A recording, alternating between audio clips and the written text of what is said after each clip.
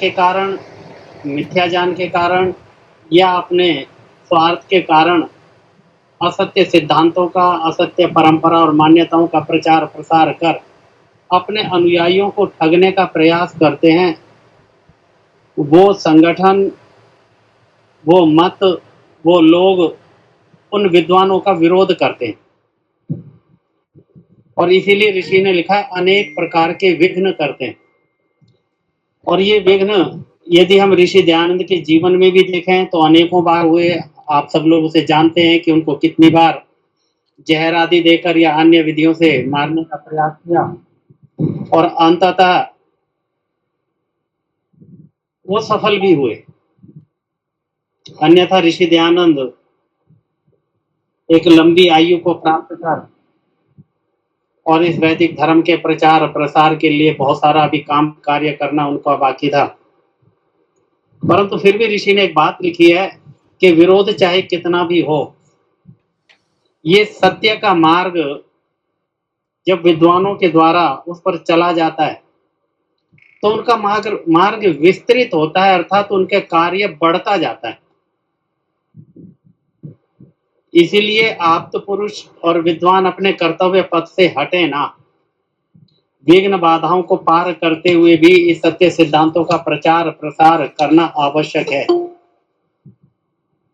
और इसी के संदर्भ में हम सब का भी कर्तव्य है कि जो जो विद्या हम प्राप्त करते जाएं, जो जो ज्ञान हम प्राप्त करते जाएं, उसके प्रचार प्रसार के लिए हम यथा सामर्थ्य जितना कर सकते हैं करने का प्रयास करें। ऐसा ना कहें कि जी हम कहते तो बहुतों को है, कोई मानता नहीं। क्योंकि वास्तव में जब कोई नया सिद्धांत, नई विचारधारा कहीं दिखाई देती है तो व्यक्ति बड़ा सोचता है कि अब तक हम जो मानते आए क्या गलत था। इसलिए प्रयास में लगे रहें और इस कार्य को करते रहें, अति आवश्यक है। इसीलिए लिखा है कि इस दृढ़ निश्चय के आलंबन से आप तो लोग परोपकार करने से उदासीन होकर कभी सत्यार्थ प्रकाश करने से नहीं। अर्थात हम जितना जितना जानते जाएं उसका प्रचार प्रसार करने का प्रयास अवश्य करें। आज किसी प्रकार की बाधा हो सकती है, परंतु कल वही मार्ग विस्तृत हो जाएगा, क्योंकि हम सत्य के मार्ग पर हैं, ईश्वर के मार्ग पर हैं। और सत्य सिद्धांत, ईश्वर के सिद्धांत जब कोई व्यक्ति जान पाता है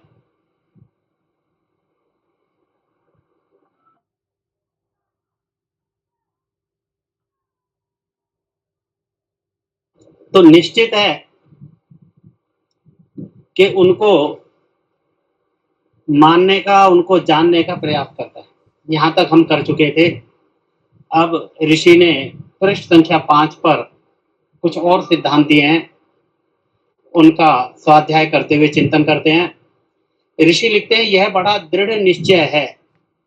अर्थात जो बात यहाँ ऋषि कहना चाह रहे हैं कोई सामान्य बात नहीं है और ये निश्चित है। ये सिद्धांत गलत भी नहीं है। एक पद लिखा है गीता के श्लोक का, यत् तदग्रे मिश्विवा परिणामे मृतोपमम। ऋषि लिखते हैं, यह गीता का वचन है। इसका अभिप्राय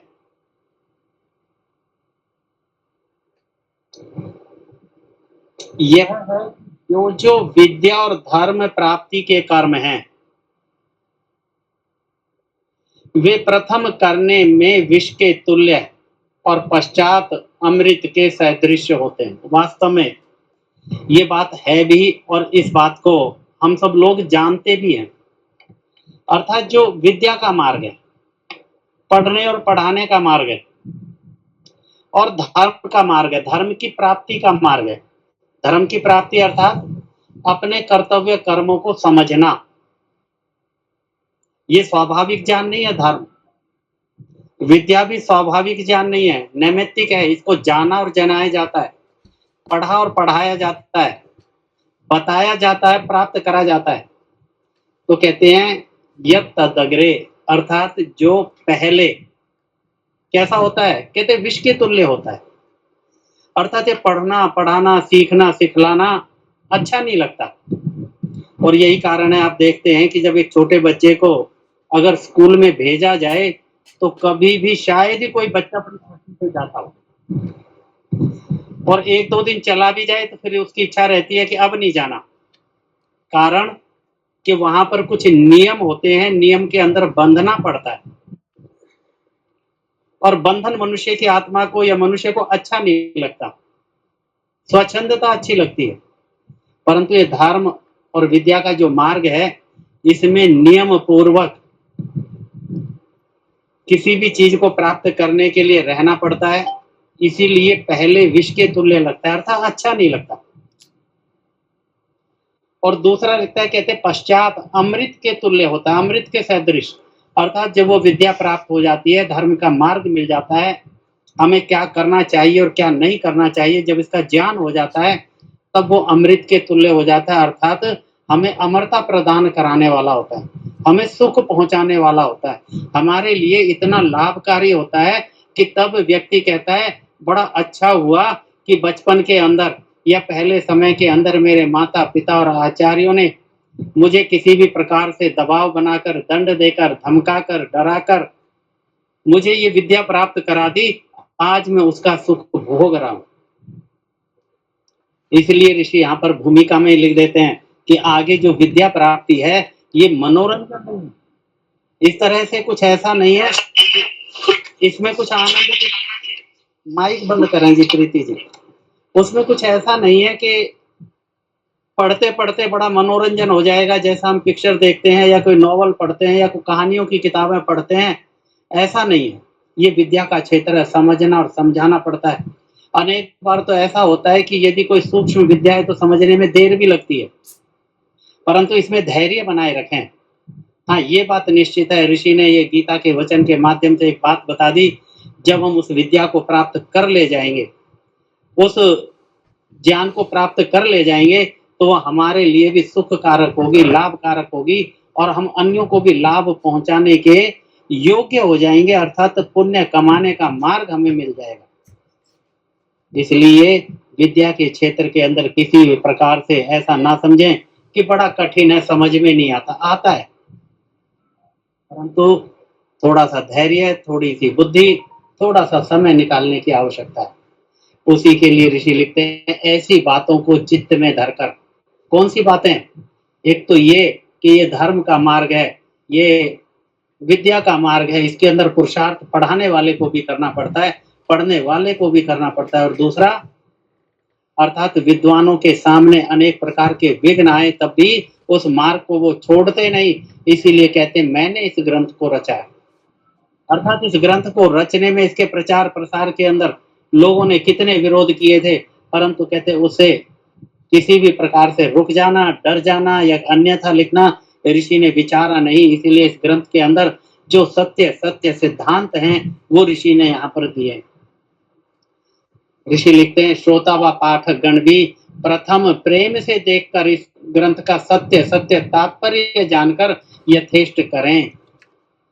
अर्थात जिस उद्देश्य से इस ग्रंथ को बनाया है, ऋषि ने लिखा, इस बात को कल चर्चा कर रहे थे कि मेरा तात्पर्य या मेरा उद्देश्य किसी के दिल को दुखाना, किसी के मन को दुखाना, किसी को हानि पहुंचाना नहीं है, केवल सत्य सिद्धांतों को जनाना है।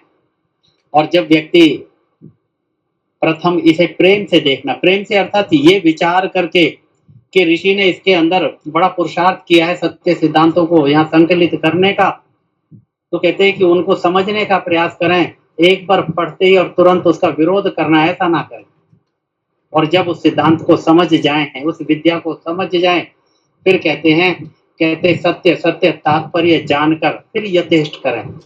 अर्थात जो करना चाहिए वो करें, क्योंकि व्यक्ति एक विद्या को प्राप्त करता है तो फिर उसके बाद उसका क्या लाभ?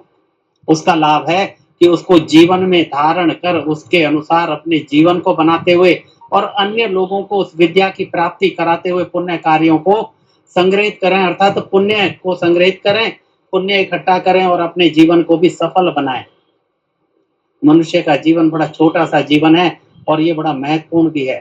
परमपिता परमात्मा की अनुपम कृपा है कि हमें ये शरीर, ये बुद्धि प्राप्त की है, इसका दुरुपयोग भी ना करें और इसका कहते हैं निष्फल भी ना जाने दें। तो इसीलिए हमारे लिए भी ऋषि ने कर्तव्य कर्म बता दिया, अर्थात श्रोता और पाठक गण भी क्या करें, कहते हैं इन सिद्धांतों को जानकर अपने जीवन में उनको धारण करने का प्रयास करें। आगे अनुच्छेद में जो लिखा है, इसमें यह अभिप्राय रखा गया है कि जो जो सब मतों में सत्य सत्य बातें हैं, वे सब में अविरुद्ध होने से उनका स्वीकार करके,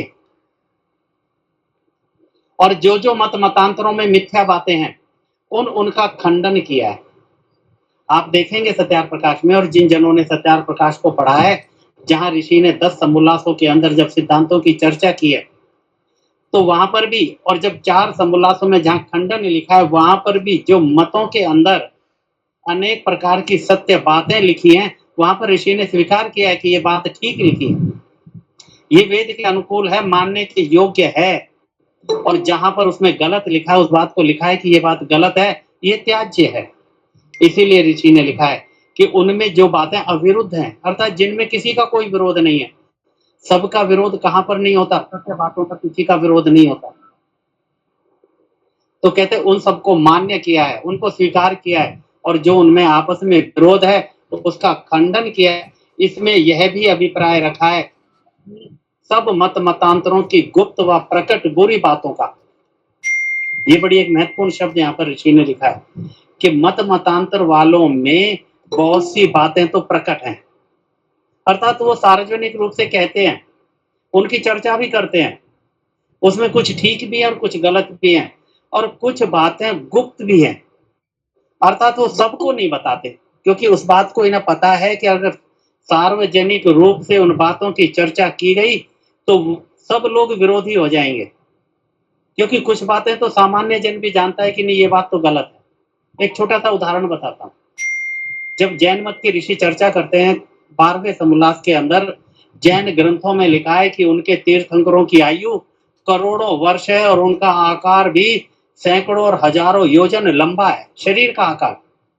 अब अगर इस बात को सार्वजनिक रूप से उनके मंचों से यदि रखा जाए तो इस बात का निश्चय तो सामान्य बुद्धि वाला भी कर देता है, बोला ये तो असंभव है, तो विरोध करेंगे।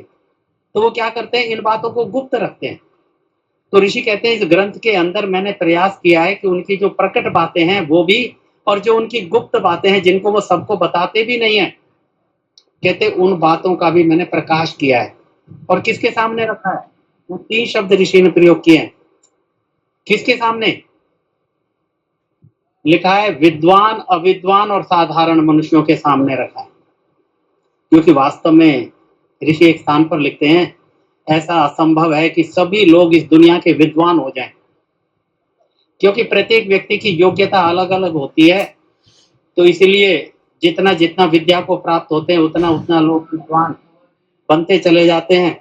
जिनका पुरुषार्थ नहीं होता तो कम विद्या प्राप्त कर पाते हैं, कुछ सामान्य जन रह जाते हैं, केवल उतना कर पाते हैं जितनी आजीविका हासिल कर लें, कुछ उतना कर पाते हैं कि बस जितना हो पाया कर लिया, नहीं तो छूट गया, अर्थात वो उतना नहीं जान पाते। परंतु ऋषि लिखते हैं कि मैंने जो ये सिद्धांत दिए हैं इनको बड़े सरल शब्दों में दिया है, विद्वान लोग भी समझ सकते हैं, अविद्वान भी समझ सकते हैं, और जो सामान्य जन है वो भी समझ सकते हैं। इसीलिए ऋषि ने आर्य भाषा के अंदर इस ग्रंथ को रचा है।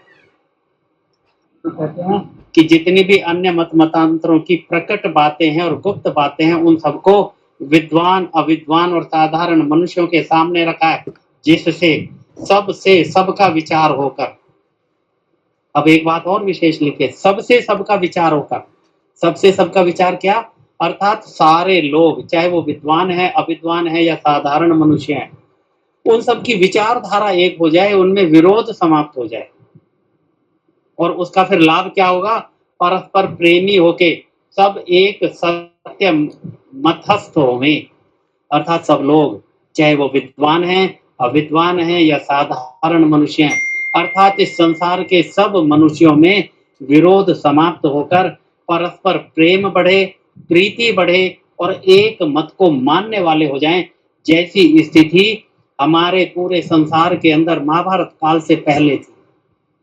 उस समय ना तो कोई मत था, ना मतांतर था, ना कोई अनेक प्रकार के गुरुडम थे, ना अनेक प्रकार की ऐसी विचारधाराएं थी। हाँ, महाभारत के काल के बाद ये सारा का सारा चलता आया। अगर आप इतिहास देखें तो लगभग 3000 वर्ष से पहले अन्य वैदिक मत के अलावा कोई मत संसार में प्रचलित नहीं था, और वो स्थिति अभी भी लाई जा सकती है। असंभव नहीं है, हाँ थोड़ा प्रयास तो करना पड़ेगा। अब ऋषि एक बात और लिखते हैं, अपने को और लोगों से थोड़ा सा अलग करते हैं। विचार करें, यद्यपि मैं आर्यवर्त देश में उत्पन्न हुआ और बसता हूं, तथापि जैसे इस देश के मत मतांतरों की झूठी बातों का पक्षपात ना कर यथा तथ्य प्रकाश करता हूं, वैसे ही दूसरे देशस्थ व मत वालों के साथ भी वर्तता हूं। अर्थात ऋषि कहते हैं, सामान्यतः एक बात आज के समय में समाज में पाई जाती है, लोग अपनी बात को आगे रखते हैं, उसका समर्थन करते हैं, चाहे गलत हो या सही हो। जहां वो व्यक्ति रहता है, जिस देश में रहता है, उस देश की बातें चाहे सही है या गलत है, फिर भी गर्व से कहता है ये बात ठीक है। परंतु ऋषि कहते हैं, मैंने ऐसे नहीं कहा।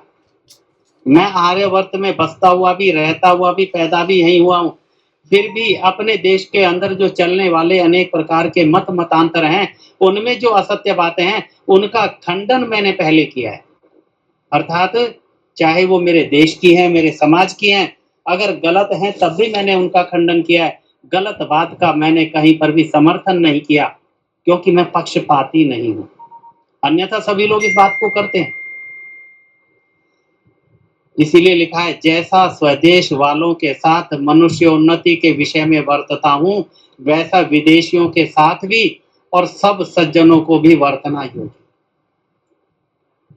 अर्थात अगर विदेशियों में भी कोई बात ठीक है तो उस बात का समर्थन भी होना चाहिए, और अपने देश के अंदर अगर कोई गलत बात है तब भी उसका विरोध होना चाहिए, क्योंकि यहाँ पर उद्देश्य है सत्य सिद्धांतों का मंडन और असत्य का खंडन।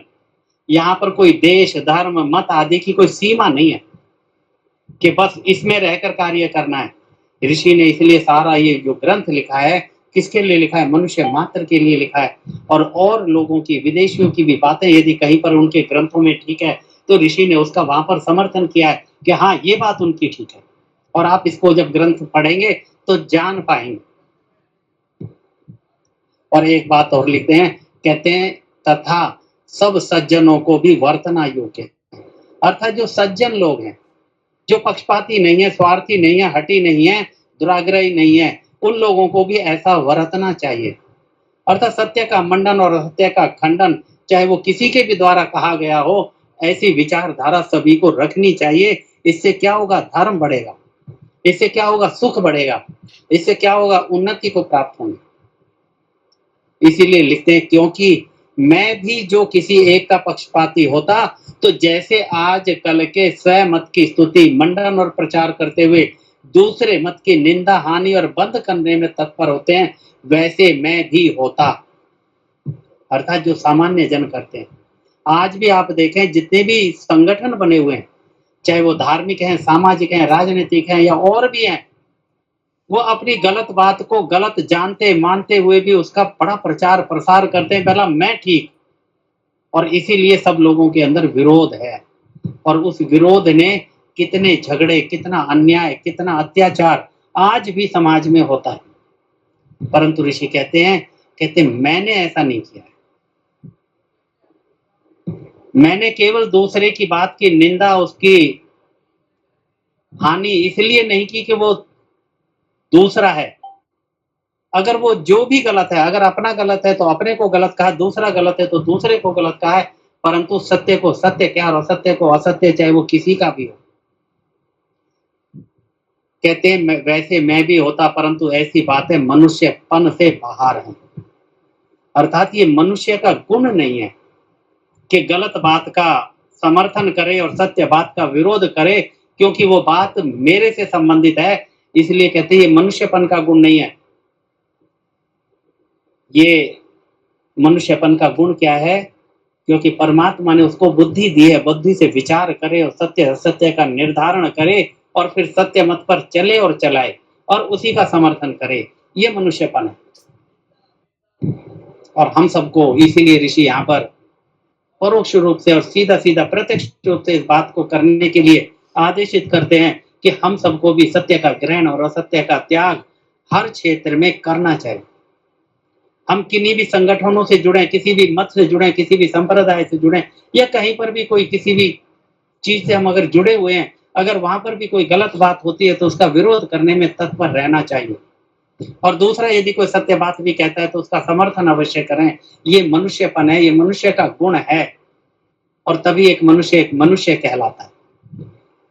ऋषि लिखते हैं, क्योंकि जैसे पशु बलवान होकर निर्बलों को दुख देते और मार भी डालते हैं, जब मनुष्य शरीर पाके वैसे ही कर्म करते हैं तो वे भी मनुष्य स्वभाव युक्त नहीं किंतु पशुवत है। कहते ये जो गुण है या अवगुण है, ये किसका है? ये पशुओं का है।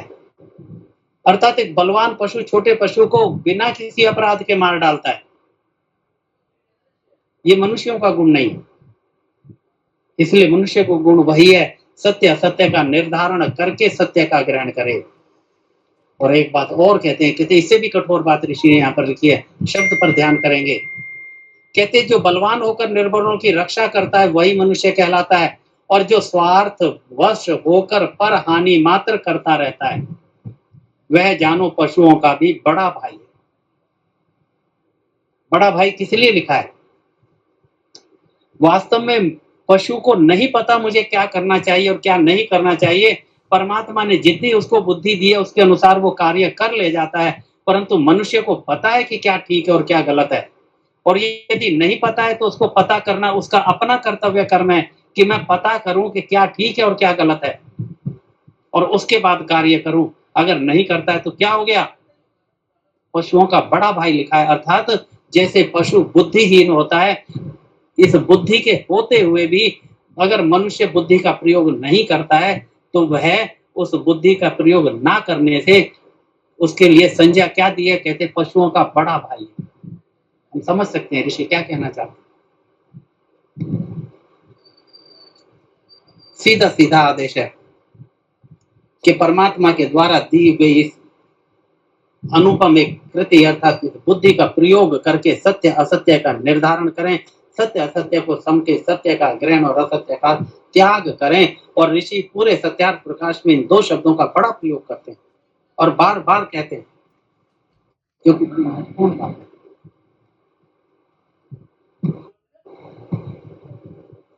आगे लिखते हैं, जब आर्यवर्तियों के विषय में विशेषकर 11वें समोल्लास तक लिखा है, अब इन समोल्लासों में जो कि सत्य मत प्रकाशित किया है वे वेदोक्त होने से मुझको सर्वथा मंतव्य है।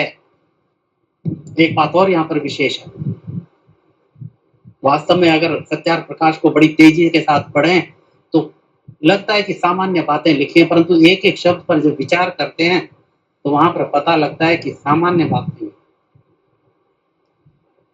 ऋषि कहते हैं कि जो बातें मैंने इसमें लिखी हैं वो कैसी हैं? कहते हैं मेरी नहीं है, वेदोक्त हैं, वेदों के अनुसार है, वेदों से ली गई हैं, ईश्वर की आज्ञाएं हैं और ईश्वर की आज्ञा है, वेदों से ली गई है, वेद के अनुकूल है, वेद के अनुसार है, इसीलिए मेरे लिए भी मंतव्य है अर्थात मुझे भी माननी है और इसीलिए मैं उनको मानता भी हूं।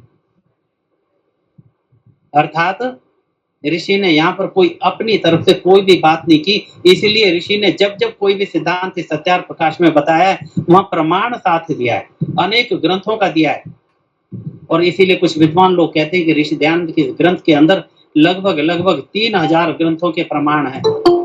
हो सकता है कुछ संख्या कम या ज्यादा हो सकती है, परंतु हाँ इतने नहीं तो थोड़े कम के रहे होंगे, परंतु अवश्य हैं। और कहते हैं जो नवीन पुराण तंत्र आदि ग्रंथोक्त बातों का खंडन किया है वे तक्तव्य हैं। अर्थात जो नवीन ग्रंथ उन लोगों ने लिखा है जो स्वार्थी हैं, हठी हैं, दुराग्रही, अज्ञानी हैं, उन ग्रंथों का खंडन किया है।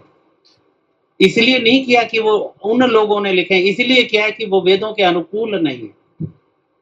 सत्य सिद्धांतों पर नहीं है। कहीं न कहीं उन लोगों ने अज्ञानता या उसके अंदर स्वार्थवश ऐसी बातों का वहाँ पर लेखन किया है कि जो मनुष्य के जीवन के लिए उपयोगी नहीं है, जो गलत मार्ग पर ले जाने वाली हैं, इसलिए ऋषि लिखते हैं, उनका खंडन मैंने वहाँ पर लिखा है। यद्यपि जो 12वें समोल्लास में चारवाक का मत इस समय क्षीणास्त सा है और यह चारवाक बौद्ध जैन से बहुत संबंध अनिश्वरवादी अनिश्वरवाद आदि में रखता है, यह चारवाक सबसे बड़ा नास्तिक है। अनेकों बार किन्हीं कारणों से या जैसा हम कई बार समझ पाते सुन पाते हैं, जैन और बौद्ध का बड़ा प्रशंसा लोग करते हैं और हमें भी लगता है कि हाँ, बात तो वो ठीक कहते हैं। इसलिए ठीक लगती है वास्तव में कि जो बातें वो कहते हैं वो वेद के अनुकूल हैं, वहां तक वो ठीक है, और जो उनकी गुप्त बातें वेद के विरुद्ध हैं वो लोगों को बताते नहीं है, इसलिए हमें लगता है कि वो बहुत ठीक है। अन्यथा ऋषि ने क्योंकि उनकी गुप्त बातों को भी जान पाए हैं, उनके ग्रंथों से उनको जाना है और यहाँ पर लिखा भी है, तो वहां पर कहते हैं ये नास्तिक मत है। इतना ऋषि ने इस्लाम और बाइबल के बारे में नहीं लिखा, क्योंकि वो कहीं ना कहीं ईश्वर को मानते तो हैं, चाहे वो गलत रूप में मानते हैं, पर इसका अर्थ नहीं है कि ऋषि ने उनका समर्थन भी किया है, परंतु कहते हैं वो ईश्वर का नाम तो लेते हैं, गलत रूप में लेते हैं, पर ये तो ईश्वर को सीधा सीधा नकारते हैं कि ईश्वर नाम की कोई भी सत्ता इस संसार के अंदर नहीं। इसलिए यहाँ पर लिखा है, चारवाक मत की बात भी की है। ये चारवाक किन सिद्धांतों को मानता है? ऋषियां लिखते तो हैं कि ये चारवाक मत क्षीणास्त सा है, परंतु वास्तव में नाम हटा है, परंतु आज उससे संबंधित लोग हमारे आसपास बहुत हैं, इस दुनिया में बहुत हैं, उन सिद्धांतों को मानने वाले बहुत हैं, चाहे वो ये नहीं जानते कि ये चारवाक का मत है, परंतु जो चारवाक का मत है ये बड़ी हानि पहुंचाने वाला है। और ये मत जब किसी मनुष्य इसको मानता है तो निश्चित जानो कि अपने जीवन में दिन प्रतिदिन अनेकों पाप रोज करता है, और आज वो व्यक्ति उपलब्ध है। ऋषि लिखते हैं उसकी चेष्टा को रोकना अवश्य है। अर्थात जो ये चारवाक मत है, जिन सिद्धांतों को मानता है, इन सिद्धांतों को अपने समाज के अंदर, अपने घर के अंदर, अपने जनों के अंदर, अपने देश या संसार के अंदर रोकना अति आवश्यक कार्य है, क्योंकि ये मत बहुत हानि पहुंचाने वाला है। और ऋषि एक बात और लिखते हैं, बड़ा महत्वपूर्ण है, क्योंकि जो मिथ्या बात ना रोकी जाए तो संसार में बहुत से अनर्थ प्रवृत्त हो जाएं। अर्थात समझेंगे सिद्धांत को, केवल इसी से संबंधित नहीं है। ये जो सिद्धांत यहाँ पर दिया है ये मेरे अपने आप से संबंधित है, मेरे घर से संबंधित है, मेरे समाज, देश और राष्ट्र से संबंधित है, इस पूरी दुनिया से संबंधित है। इस पर कम से कम विद्वान लोग विचार करें, उनका कर्तव्य है, अन्य लोगों को भी समझाएं। लिखा है मिथ्या बात, अर्थात कोई सी भी ऐसी अवधारणा जो हमें हानि पहुंचाती हो, जो विपरीत अवधारणाएं हैं, वेद के विरुद्ध हैं, यदि उनको ना रोका जाए तो बहुत सारा अनर्थ बढ़ जाता है। और आज यही हो रहा है इस संसार के अंदर। जब चर्चाएं होती हैं, चाहे वो राजनीतिक क्षेत्र है, चाहे सामाजिक क्षेत्र है, वहां पर कहते हैं कि इस मनुष्य मात्र को स्वतंत्रता है, वो कुछ भी माने और कुछ भी करे। बोला उसकी आजादी का प्रश्न है। वास्तव में आजादी का प्रश्न नहीं है, ये स्वच्छंद होना आजादी नहीं कहलाती, स्वतंत्र होना तो कहलाती है। इन दोनों शब्दों में अंतर है, जब विषय आएगा तो इस पर चर्चा कर लेंगे। और यही कारण है कि जो मिथ्या बातें हैं आज ना तो किसी देश में रोकी जाती है, ना किसी समाज में रोकी जाती है, ना घर में रोकी जाती है। और यही कारण है कि हम सब लोग गलत मार्ग पर आज बढ़ते चले जाते हैं। और इसमें सिद्धांत देते हैं कि यदि ना रोका जाए तो बहुत से अनर्थ प्रवृत्त हो जाते हैं।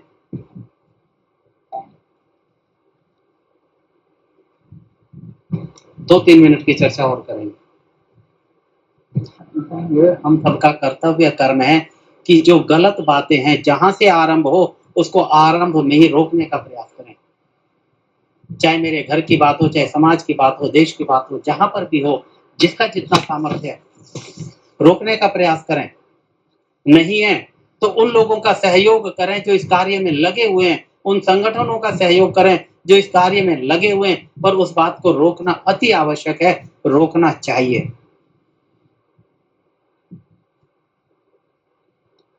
चिंतन करते रहें। आगे ऋषि लिखते हैं, चारवाक का जो मत है वह बौद्ध और जैन का मत है, वह भी 12वें समोल्लास में संक्षेप से लिखा गया है। बौद्ध तथा जैनियों का भी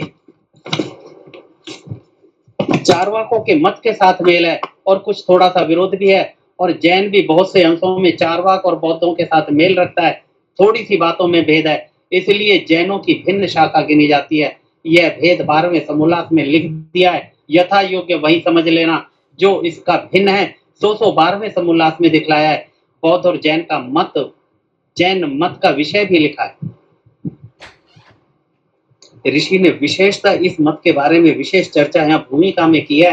कारण है कि ये समझना अति आवश्यक है, चारवाक मत है क्या और कौन कौन से मत इनके सिद्धांतों को मानते हैं और कौन कौन से लोग उन सिद्धांतों पर चलकर अपना जीवन नष्ट कर रहे हैं और अपना अपना नहीं अन्य लोगों का भी कर रहे हैं, क्योंकि लोग भी उनसे प्रभावित होते हैं। इसीलिए ऋषि ने भूमिका में विशेषता लिखा है, अन्य मत के बारे में नहीं लिखा, क्योंकि वहां तो उनको तो संभाल ले जाएंगे, परंतु जो ये सिद्धांत है इनको संभालना बड़ा मुश्किल है। अब सबसे पहले इनको रोकना आवश्यक है। यहाँ पर एक और बात रखते हैं, 9:20 पर कक्षा का समापन करेंगे। कहते इनमें से बौद्धों के दीप वंशादि प्राचीन ग्रंथों में बौद्ध मत संग्रह सर्व दर्शन संग्रह में दिखलाया है, उसमें से यहाँ लिखा है, और जैनियों के निम्नलिखित सिद्धांतों के पुस्तक हैं उनमें से। ऋषि ने यहाँ जैन बौद्ध मतों की पुस्तकों का जो मूल इनके ग्रंथ हैं उनका यहाँ पर वर्णन किया है। उस बात को लिखेंगे यहाँ पर कि क्यों किया है, तभी चर्चा कर लेंगे।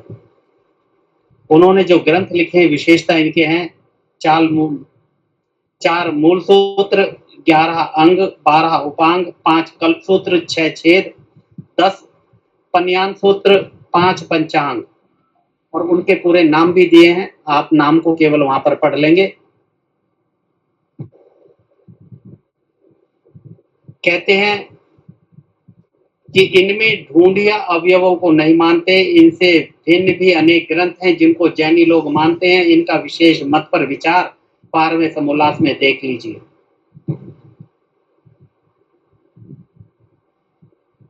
इससे संबंधित एक बात और बड़ी महत्वपूर्ण है जो यहाँ पर लिखते हैं, मैं पढ़ता हूँ। जैनियों के ग्रंथों में लाखों पुनरोक्त दोष हैं, इनका यह भी स्वभाव है कि जो अपना ग्रंथ दूसरे मत वाले के हाथ में हो व छपा हो तो कोई कोई उस ग्रंथ को अप्रमाण कहते हैं। अर्थात ये विशेषता यहाँ मिलती है, अर्थात ये जैन बौद्धों की एक विशेष बात ऋषि ने यहाँ पर लिखी है कि इनका ग्रंथ यदि किसी व्यक्ति को मिल जाए तो वो कहें ये आपका ग्रंथ है, ये मना कर देते हैं हमारा नहीं, हम नहीं मानते इसको।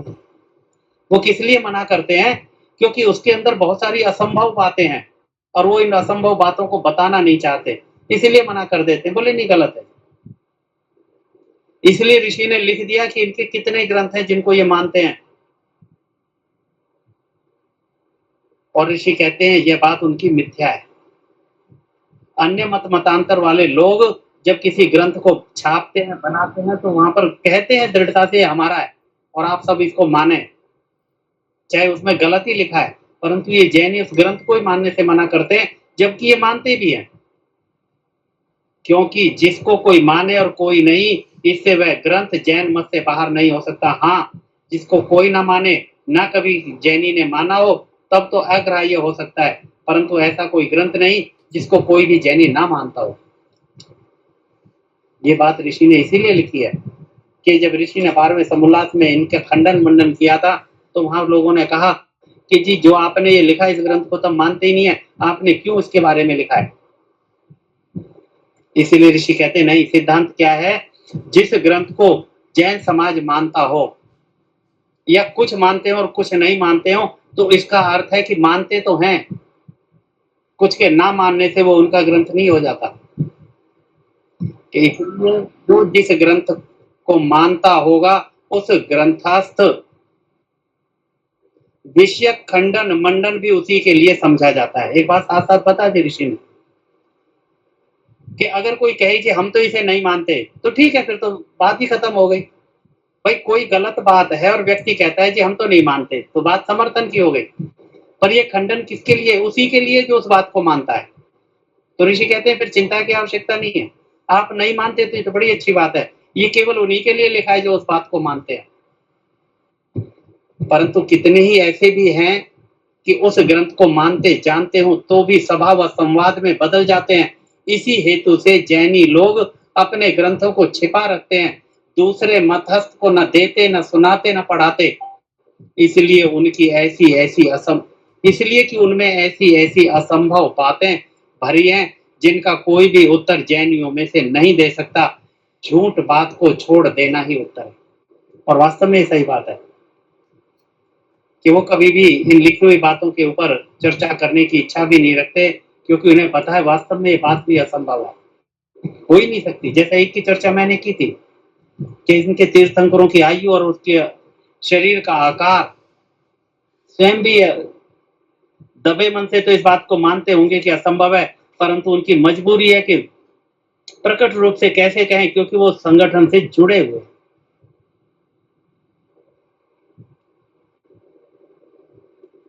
आज का समय समाप्त हुआ, कक्षा का यहीं पर विराम करते हैं। आचार्य जी जी, ये एक बच्चा छोटा ये मंत्र सुना रहा है, एक तो जरा इससे सुन लीजिए। अच्छा बहन जी, केवल एक बार मंत्र पाठ कर लें, इतनी देर रुक जाए बस। हाँ जी कर लीजिए। मंत्र पाठ।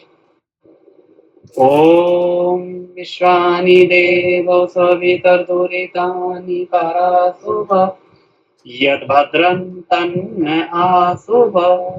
ओम शांति शांति शांति। सभी को नमस्ते जी, सभी का बहुत बहुत धन्यवाद। आज हमारी